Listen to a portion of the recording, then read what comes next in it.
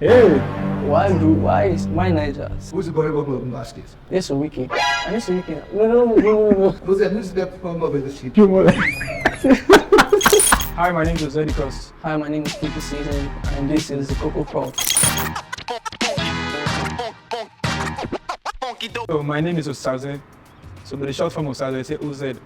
So along the line, at some point, my guys were calling me like a wizard and stuff. I don't know if you remember this series back in the days, Legend of the Seeker. There was this wizard in the long years who's like calling me Ozedikus, like OZ and Ozedikus. So they just mashed it together like that. And the one that came along the line, so. Who gave you? Who added? Can you remember the person? Yeah, it's a friend. His name is Edidion. He's an artist. I was a rapper back in the day. So he did an outro to the song I produced for him. And in the outro, he just gave me a shout out and then just cut that outro out and became my tag. So mine was actually a dream that I had. So I was going by NSA before, and that's my initial. So I had a dream one day, people were shouting Cupid. I just changed my name the next day to Cupid. So that's how the season, that was my Instagram, so I just put everything together. Cupid Szn. Yeah, so I met him on TikTok. So he did like a video to one of the beats. I put it on TikTok, and I thought it was mad. And I said, okay, I reached out and said we should just put it out officially as an official song. And yeah, and after that, I started sending beats, and then we just started having like a work relationship and working on stuff. So we were planning like a project maybe later this year or something. So like yeah, so that's how we do. OZ.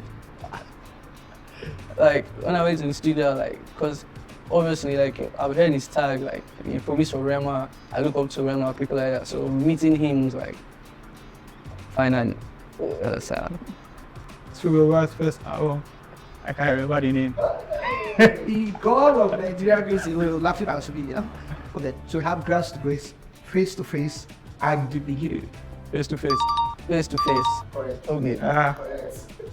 Like the process, like how complicated it was. Yes. I would say Iron Man by my Rema, because the chords I play in that song, I can't even play it again. It just came by accident, and then I didn't know what to do next after that part. I just played the intro melody and it's okay.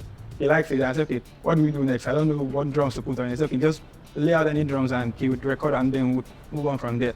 And then after I recorded it, I just got confused. Because it was not like a common bounce at that time. It was not, even the project was not common. So we just managed to put things together, and then I wasn't sure of the song at that time. I said, until the song came out, I saw how people received it, and they started making it later.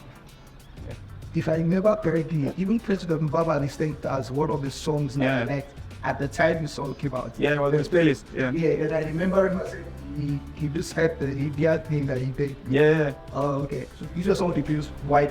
Yeah, the song was not conventional at that time. I thought it wasn't unlike anything I've heard before. So it just came. If I try to replay those chords, I don't think I can get it. It just came like that. You know, the easiest song would be Kulosa. Because I don't think it took me 30 minutes to make it, and then I gave him the beat. I was hoping that maybe after he records, I would come back and finish the beat, but he just dropped it like that. I didn't need to do any post-production. It just came out like that, and nobody noticed that it was unfinished. That's why my tag is not on the original one, because usually I put my tag when I'm done with the beat. So I just gave it like a sample record, and then when we're done, we do it, and they just put it out like that. It wasn't even mixed after. They just mixed only the vocal. Because usually you have to record to me and I send the stems and then they mix. I didn't have to send any stems. It was just the MP3 I exported that they released. We have a couple of songs lined up, but this is the one that's coming out first. But I also have different other projects I'm working on with different artists. I'm trying to put up like an album, but I don't have a date yet. The plan was supposed to be like this year, but it depends on how soon I can get everything completed and I fix a date. So that's the plan. Hey, why Niger? I have no knowledge of Niger State. Options.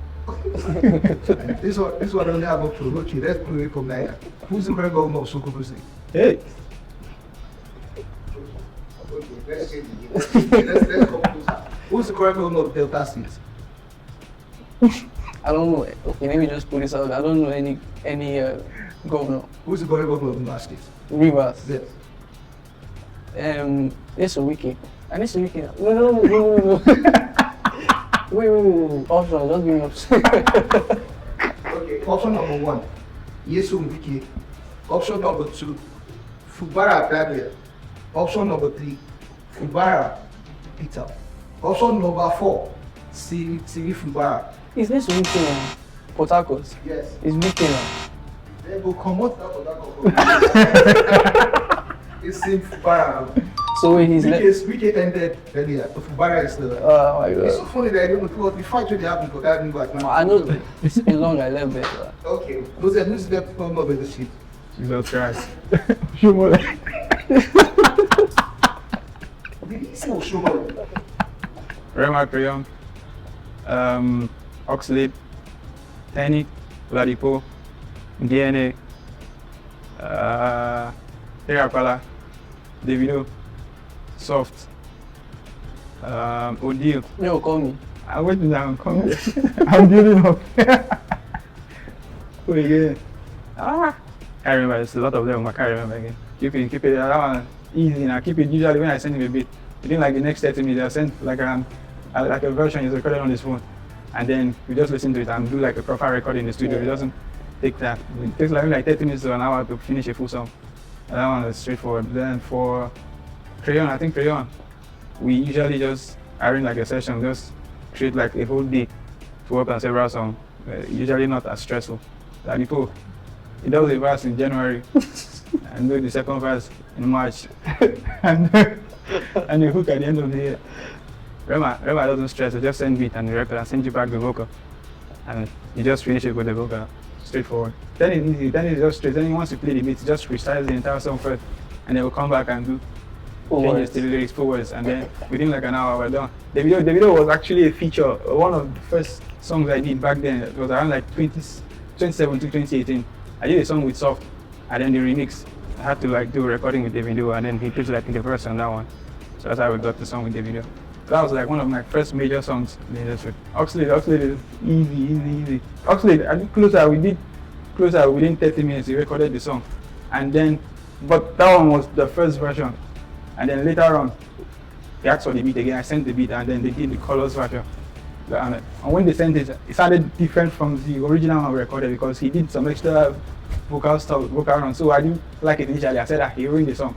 But then I listened to the song, so I hated the original one. I know the original one sounds like really weird in my ears now. The colors one is like the official version now. Usually the money you have paid at first, usually called an advance. So it's recoupable, which means it doesn't matter how much they pay you at first. For most labels and most artists, it doesn't matter how much they pay you low or high. Once the song is dropped and you sign like a split sheet, you have to get a split sheet. You get your mechanical royalty, the digital royalty, the percentage of that, and then your publishing, which is usually 50%. So when your streams start coming in, they have to recoup the money they paid you at first before they start giving you the rest of your digital royalties. Let's say the song has like maybe like 1 million streams, and 1 million streams, you make like maybe like $5,000 or so, and then you have 5% of it, but you get paid like 1 million in advance, and so your royalty is supposed to be like maybe say 5 million or so. They have to remove that 1 million first, and then start giving you the rest. That's how it works. So if you charge upfront, it's left. If you decide not to charge upfront, it doesn't make much of a difference. If the song is successful, you start getting your royalty immediately. But if you collected payment at first, you have to recoup that, and then you start getting your royalty from it. That's how it works. So you always have to have a split sheet to lay out the agreement, how many percent you are getting from the digital and the publishing side to protect yourself here. So what happens is that if you have to use your own, like, how do I put it? Okay. So if you are sure that this song is going to be a hit, you can decide not to collect any advance because you know you're going to be getting your royalties straight. But if you feel like, oh, you don't trust the song, you can charge as much as you want. And then if it doesn't work out, you already collected your upfront payment and then you're good. So you have to like weigh the kind of artists you work with and how you charge them differently. That's why you see how people charge upcoming artists maybe a bigger upfront and then charge big artists smaller, because the big artists you are guaranteed you're going to get royalties which will cover, but the small artists you're not guaranteed, so you don't take your upfront and advance. So that's how it is. Yeah, so my advice would be, as an artist, usually when artists are starting up, they have like a producer friend that's also starting up that's probably just as talented as anyone in the industry, but because they don't have the brand name and recognition yet, you might overlook them. But if you stick with that, your producer guy that is starting together, you guys grow together and develop your sound together, it's easier. So now you know that this person understands my sound well and we grow together. That's how like me and Crayon started. So and then you guys go together and become big together, and then just like that, you know, this is my person. Anytime I need this particular sound, this is my go-to person. And then when you become big, it's easier to link up with other bigger producers. So if you're starting off and you're trying to get design, there's a chance you might not be able to afford them, or you might not be able to even reach them. So it depends. So the biggest advice I'll give to any upcoming is that get that friend that you know as a producer, treat him well, also pay him well. It might not be charging as well as high as other people, it's affordable for you. You can pay him and he give you the best. And then when you guys become big together, then he increases his price. Obviously, you know how it works like that. So. Osimhen. He's Osimhen now. Osimhen number 9. Yes. Yee. Wait, Boniface. You watch ball now. I don't watch football. They play FIFA. I play for there's no Nigerian in There's FIFA. no Nigerian in FIFA. That's why I don't know. If there was Nigerian in FIFA, I swear I wouldn't know. What club to support? Arsenal. You know, I don't watch football. Arsenal. So who will go with 10%? Oh my God. I'll give you that.